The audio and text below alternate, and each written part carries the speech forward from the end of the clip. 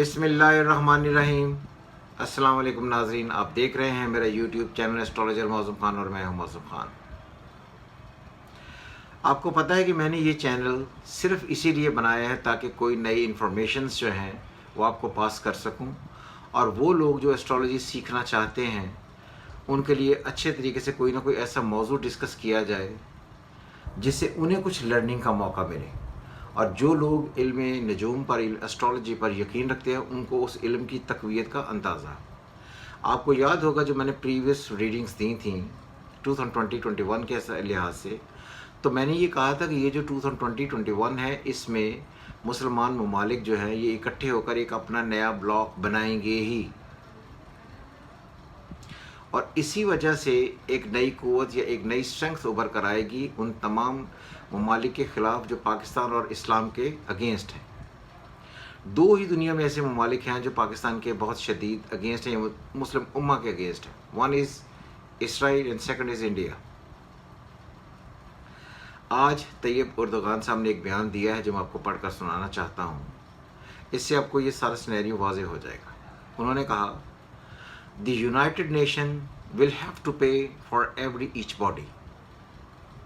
United nation है, इसका काम है लोगों की फलाह के लिए बेहतर करना, और जो लोग मरे हैं उनका खमियाजा यूनाइटेड नेशन को हर हाल में भुगतना पड़ेगा। अदरवाइज़ अगर ये वो बात नहीं मानते, यूएन विल बी रिजेक्टेड। हम मुसलमान मुल्क मिलकर उसको रिजेक्ट कर देंगे। and we will create our new Muslim United Nations, और हम मुसलमानों की एक नई यूनाइटेड नेशंस बनाएंगे। ये वो बयान है। जब मैंने ये कहा था तो तब लोगों को ये बात समझ नहीं आई थी कि ये कैसे हो सकता है कि मुसलमान जो हैं ये अपना एक अलग से ग्रुप बना लें, अलग से अपनी एक शनाख्त बना लें, अपना एक नई ऑर्गेनाइजेशन बना लें। UN, United Nations. United Nations का मतलब होता है कि तमाम जितनी भी अक़वाम हैं उनके लिए मिलकर कोई ऐसे रास्ते निकाले जिनकी वजह से उनकी ज़िंदगी आसानियाँ गुजरें और कानूनी तौर पर ये चीज़ें क्लियर हो जाएं। दो ही ममालिक अब दुनिया में सारी में रह गए हैं मेजर, जिन पर कॉन्फ्लिक्ट है कि उन पर कब्ज़ा किया गया है। One is Palestine and second is Kashmir. तो फ़लस्तीन is under the influence of Israel and Kashmir under the influence of India। इन्हीं दो ममालिक के ख़िलाफ़ मुसलमानों ने ये इत्तेहाद बनाना है ही, और ये बनेगा ही। अब आज की प्लैनेटरी कंडीशन, आज की प्लैनेटरी कंडीशन ये है कि जुपिटर जो है वो आया है एक्वेरियस से निकलकर पाइसिस में, और राहु वहीं पर ही मौजूद है जेमिनी में। अगर ये एस्पेक्ट देखे जाए एस्ट्रोलॉजी में तो ये किसी भी अच्छे तरीके से एस्पेक्ट नहीं बनते हैं। Jupiter deal with law, Insaf, justice,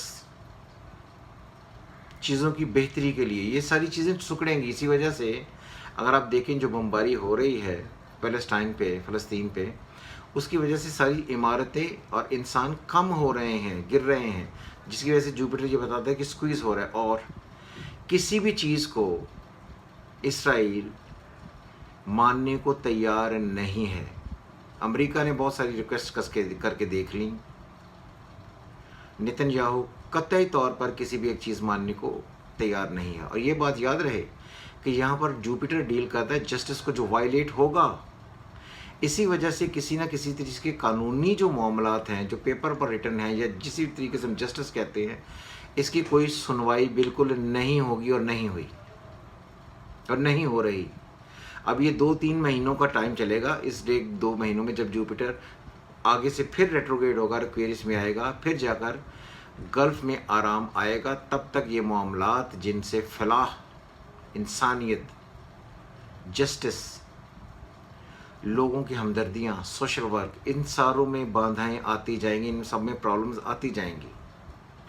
तो इसलिए जब मंडेन एस्ट्रोलॉजी पढ़ी जाती है तो उसमें ये सारी चीज़ें इस तरीके से पढ़ी जाती हैं। तो इसलिए अब जो इसराइल होगा वो कुछ अरसे के लिए कतई तौर पर किसी भी मुल्क की नहीं मानेगा, और हर वो कानून वायलेट करेगा जिसकी वजह से उसके अगेंस्ट एक नया इत्तेहाद कायम हो। मैंने पहले भी कहा था कि जब भी सैटर्न कंजंक्ट होता है तो सैटर्न कंजंक्ट होता है رولز اینڈ ریگولیشن نئے بنانے کے لیے. ہم اسے کہتے ہیں ریسٹرکچرنگ ہو رہی ہے ویسٹ کی. ویسٹ از گلف، مصر، اس کے بعد اسرائیل، اس کے بعد امریکہ. یہ سارا سیکٹر ہوگا، اس میں یہ کافی ساری چینجز آئیں گی.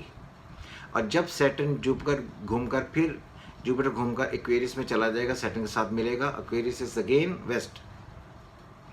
تب ویسٹ کے مسلمان نئے قانون، نئے قاعدے بنانے کے لیے کوششیں کریں گے. بہرحال ہر حال میں مسلمانوں کا ایک ایسا گروہ، ایک ایسا گروپ، ایک ایسی، میں یہ تو نہیں کہتا یونائٹڈ نیشنز، لیکن ایسی کوئی چیز یہ ضرور کریٹ کر لیں گے جس کی وجہ سے سارے مسلمان اکٹھے ہو کر ایک نقطے پر جمع ہوں اور ان کی اپنی ایک ڈیفرنٹ آرگنائزیشن ہو. میں نے پہلے بھی یہ کہا تھا کہ یہ ان کا ایک ڈیفرنٹ گروپ ہوگا. آپ نے بھی دیکھا، ابھی بھی یہ خبر میں نے آپ کو سنائی، اور یہ بات اپنے ذہنوں پر لکھ لیں کہ مسلمانوں کا ایک نیا گروپ سامنے آنے والا ہے، جس کی وجہ سے باقی جو ممالک ہیں جو ان کے اگینسٹ ہیں ان کو کافی پرابلمس ہونے والی ہیں.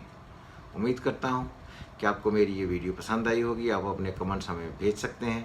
ہمیشہ کی طرح خدا حافظ. پاکستان زندہ باد.